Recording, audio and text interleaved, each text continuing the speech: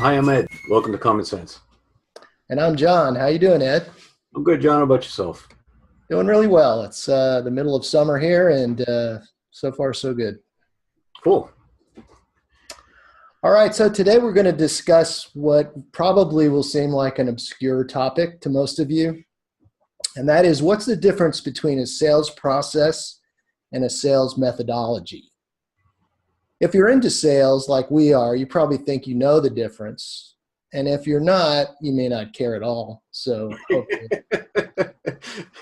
If you don't care, then you're free to leave. But anyway, hopefully by the end of this discussion, you'll see that understanding the difference between a sales process and sales methodology does matter, and it may actually help you with your sales. Right. So why don't you start us off with a couple of definitions? Yeah, absolutely. And I think definitions are probably a good place to start because these terms are often conflated. And I think even you and I in conversation sometimes will use one by accident, catch ourselves, but that's even though we're aware of it. So let's dial back and figure out what each means. Sales methodology is really kind of the technique that a team follows. It's typically known by a brand term. People are probably familiar with Sandler sales and spin selling and strategic selling and challenger sales and baseline selling. Those are all methodologies. And organizations will often kind of adopt them in general and then tweak them and adapt them to the specifics of the kinds of buyers they work with, their product, service, etc. Sales process, on the other hand, is really just a sequence of steps that are involved in moving a project from inception through close. We've talked about it frequently in our broader common sense discussions that it's really kind of about the sales perspective and not necessarily the buyer perspective. And that's something that we'll come back to. But it's for that experience, basically, from the time somebody first expresses interest through the time that they're placing the next order or demonstrating loyalty or satisfaction or whatever. Because they're so different, hopefully those definitions out of the gate illustrate why it's important that we differentiate between them and use those terms properly. Make sense? Yeah, it does. And I think those are good definitions. I guess I'd just add a little bit of a slightly different spin. For one thing, I totally agree. Sales process, like you said, is the steps that the team goes through sort of to follow the buyer journey. But as we'll discuss, it doesn't completely follow the buyer journey. But to keep track of what's going on and make sales accountable to management team and so on.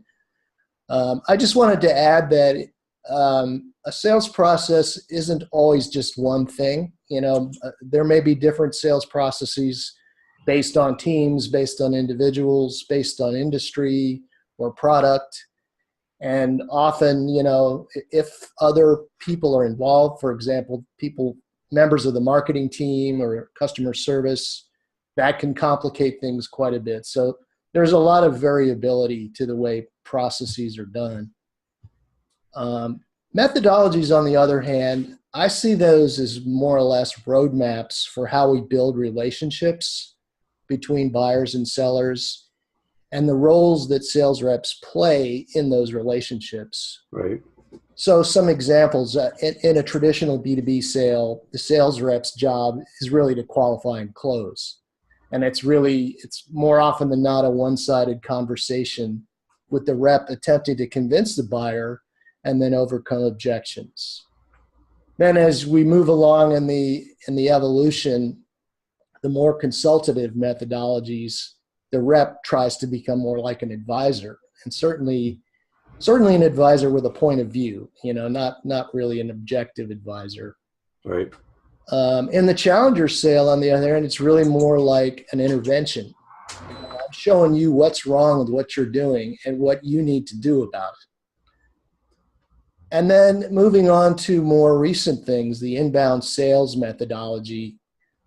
The way I look at it, we're more like analysts. We're monitoring buyer behavior and data, and we're helping them through the buyer journey with timely, relevant content.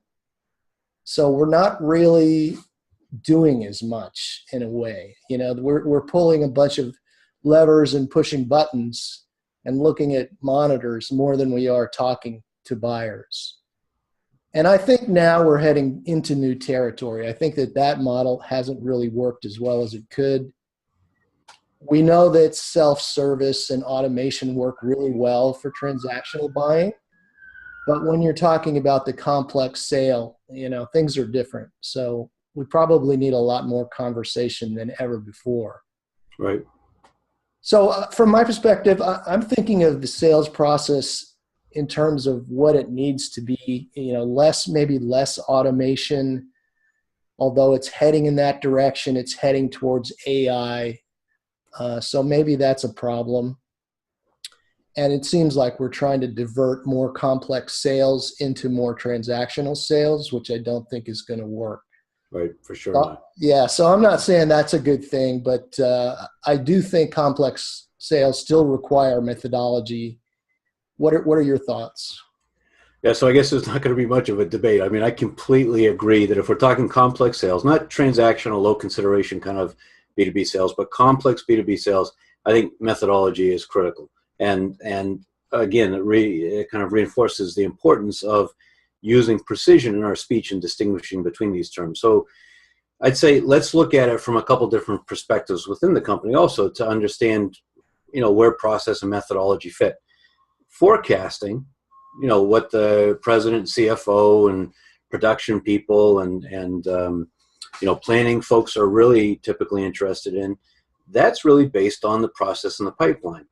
And, assuming that the methodology is set up properly to move projects consistently through the pipeline, then the insights that the people that are responsible for planning and forecasting get from the pipeline, in other words, the process that's manifest as the pipeline, that's going to be the information they're looking for.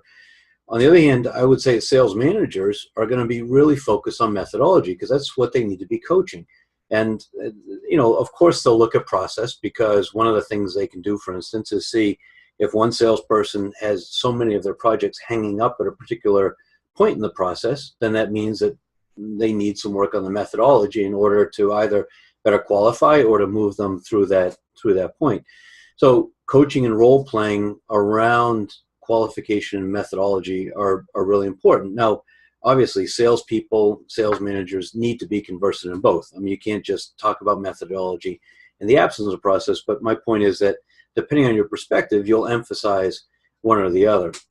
One thing that I think, though, is really kind of an interesting twist on this, though, goes back to this consistent theme that we hammer on and reinforce, and that is the customer perspective and this dissonance between the traditional marketing and sales structure that is what you find in essentially every company versus the way the buying journey has evolved. And so the process is really the sales vision of the steps toward a successful transaction, and the steps from the buyer's perspective are probably very different. And they move along the same way. I mean, both agree at some point you have to check on the price, and both agree at some point you have to agree on commercial terms, and at some point you have to actually execute some sort of an agreement. But aside from those big rocks, there's a lot of difference between the two. And so I think it would be really interesting to talk about process and even methodology from the buyer's perspective. What do you think about that stuff? Well, I think it's a great point, and it's one that's often missed. We never really ask the buyers what they think of the buyers. They don't even know they're in a journey. They might have some idea of how they want to evaluate a product and buy it at some point, but they don't think of it as discrete steps that mirror the sales process. Right. They don't even want a salesperson involved until 90% of the way through it. So right. Anyway, I think it's interesting to look at how we visualize the buyer journey, because we do see this a lot. So we do have discrete steps that we think are there, like recognizing and defining a problem, scoping and assessing the impact, exploring possible solutions, comparing vendors, negotiating, implementing, and then going beyond sales to actually using the product. And it's interesting that the sales process that most people are familiar with only covers 2 or 3 of those. One Right. would be exploring, comparing and negotiating, and it really doesn't cover anything else, especially beyond the sale. Right. And that's not in the buyer's interest. That doesn't help much because, for one thing, it doesn't provide any sort of continuity between customer service and sales, and there may be some things that were misunderstood in the sales process, Right. then have to be ironed out later. So that's one thing. And then the other thing is it doesn't account for future sales, expanding the sale, upsells and cross sells and things like that. So it's really kind of a disconnected way of looking at it. So I think it might be more interesting to look at, really in complex sales, to look at a more integrated approach, something along the lines of account-based marketing, and combine that with, as a methodology, and combine that with a more automated sort of inbound sales approach, taking the best of both worlds, putting them together and really making it fit the buyer journey much better. Does that make any sense? I think so. I mean, it would be hypocritical for me to say otherwise. And what we consistently talk about is how you got to solve for the buyer, be empathetic for the buyer, think about it from the buyer perspective. What's the buyer's experience?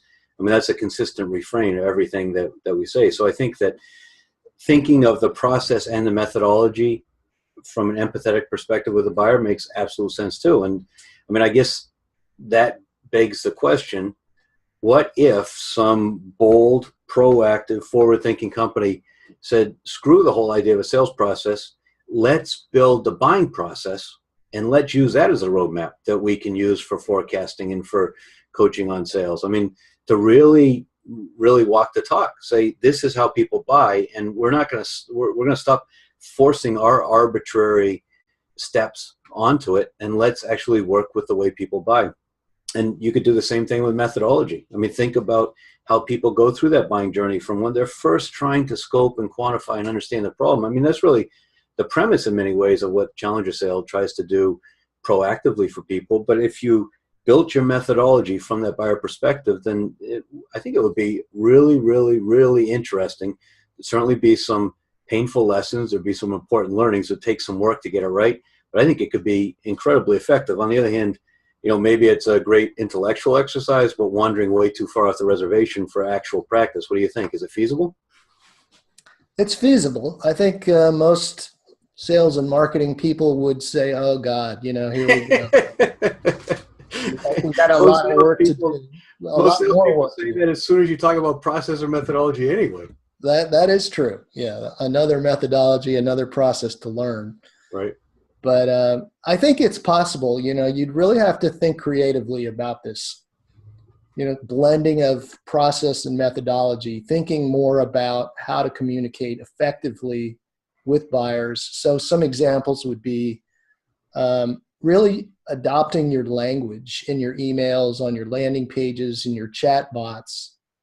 That's more conversational. It really lets the buyers know that you're there, you're behind the firewall, but you're there, and asks them to engage with you. Tell you what's on their minds, and that's doable. You mean use their language? So instead of like the sales process might be send a quote, their language would be, are you wondering how much this would cost to fix? I mean, subtle difference in some ways, but a huge difference in other ways.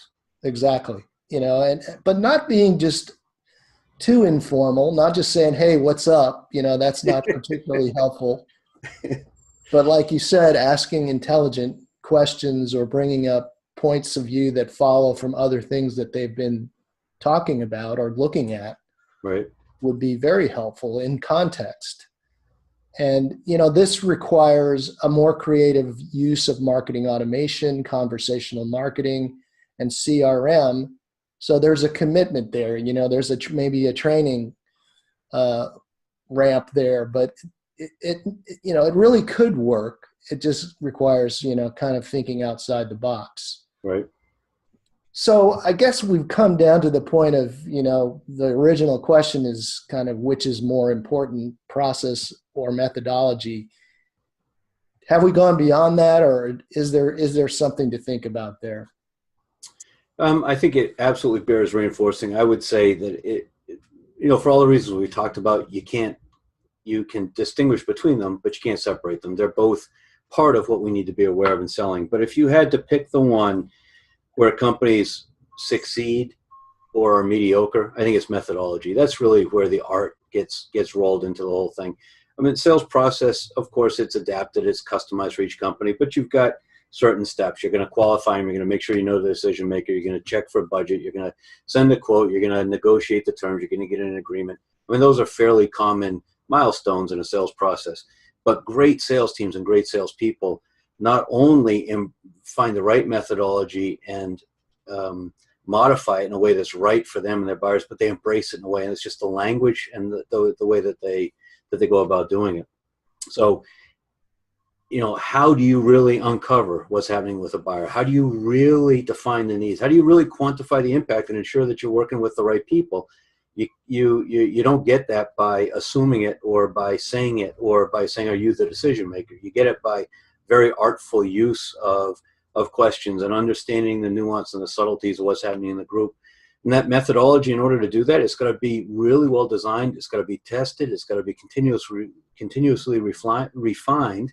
And it takes a lot of coaching, and it takes a lot of role playing. Role playing, you know, feels silly and uncomfortable, particularly with experienced salespeople. But great salespeople, regardless of their experience level, will embrace role playing because it's so important and so effective at improving this. So, I mean, I guess going back, highlighting one of the things that you said also, it's important to reiterate that we're really talking about complex sales in this situation when we're discussing the nuance of this sort of thing. Yeah, I really think you need both. You know, nowadays, technology is so important because of the immediate needs people have. They're looking right now for something, and you have to be there in the moment. And that's a methodology, but it's also a process. So I really think that we have to think about blending the best of both worlds, looking at, you know, what's the best approach, like you said, to, you know, helping a buyer, to solving for a buyer. And then how do you get there? You know, utilizing technology to find the right moment, to find, you know, the context of what they're looking for so that you don't have to guess. And maybe you don't even have to ask a bunch of questions.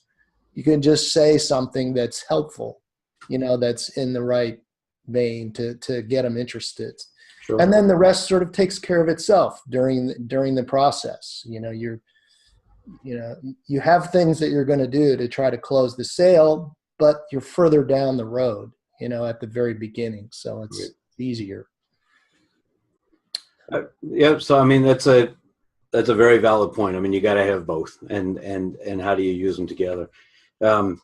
So as concise as I hope our definitions were, and as clear as I hope this discussion has made the distinctions between the two, I'm sure that there's probably some questions that have been created and some left unanswered. I'll tell you a resource that I know both you and I find is really effective at diving into these kinds of issues and clarifying some of them is Bob Apollo. He's got a great blog, tackles a lot of this, and he often, in the context of sales process versus sales methodology, he references the work of David Brock, who also has written a lot about this. So with that, I guess we'll bring this not so much a debate, more a discussion to a close. And the next topic that we're going to be tackling is privacy, which, you know, in the context of observing buyer behaviors and digital marketing and automation, is certainly an important and sensitive topic in some cases. So yeah. Thanks for joining us today. I'm Ed. And I'm John. Together we're Common Sense. Thanks for joining us.